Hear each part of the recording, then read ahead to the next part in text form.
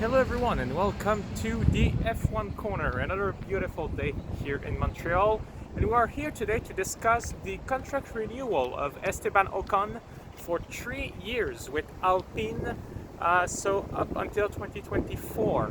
So we want to see how this came to be and also what it means for Esteban, and also the broader future of Alpine Renault, because this means now that both drivers are confirmed for next year. So before we start on that, please remember to smash the like button and to subscribe to this channel so that you do not miss any update regarding the 2021 Formula 1 season.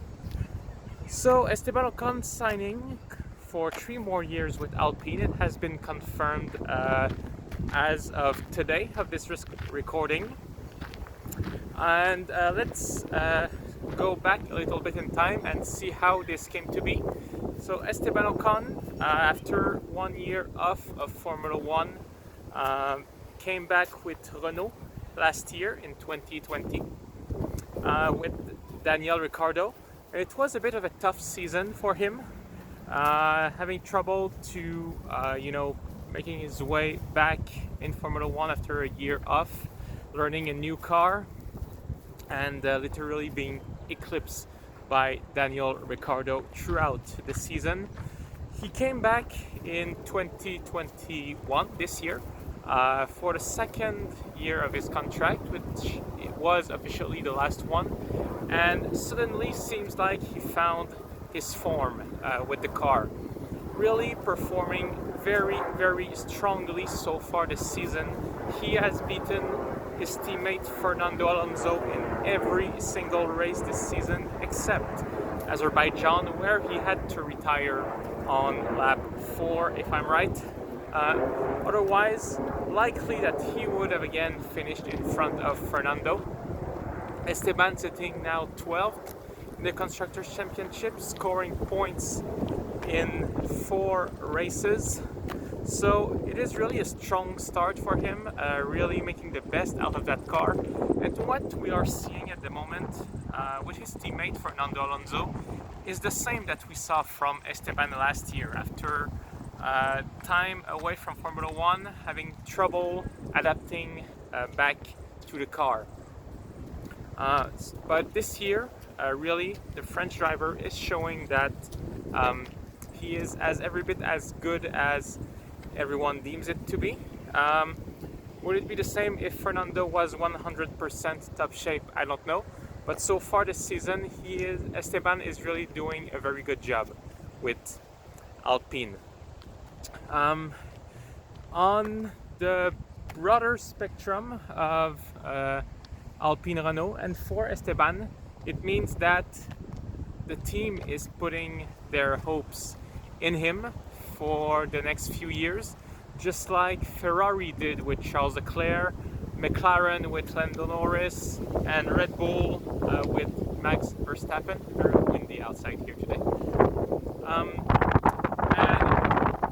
yeah, it means that now every major team but Mercedes have committed themselves with their big driver for at least the next 3 years.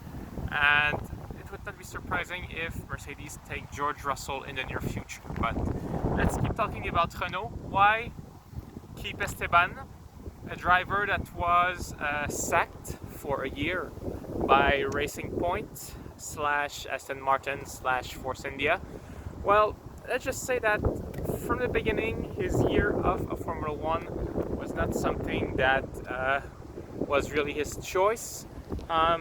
2019 was when the Stroll family, Lawrence Stroll, bought Racing Point. Actually bought it in 2018, but from 2019 onward, Lance Stroll had a seat at Racing Point / Aston Martin, meaning that one of 2 drivers, Sergio Perez or Esteban Ocon, had to give away his seat, and in this case it was a no-brainer considering that Perez was getting podium. So Esteban had a year off with Mercedes though as a reserve driver, where he for sure learned a lot of the Mercedes work ethic, the Mercedes ways of doing things. You know, when you work for a champion team, whether it's as a reserve driver or anywhere in that factory, for sure you learn a lot.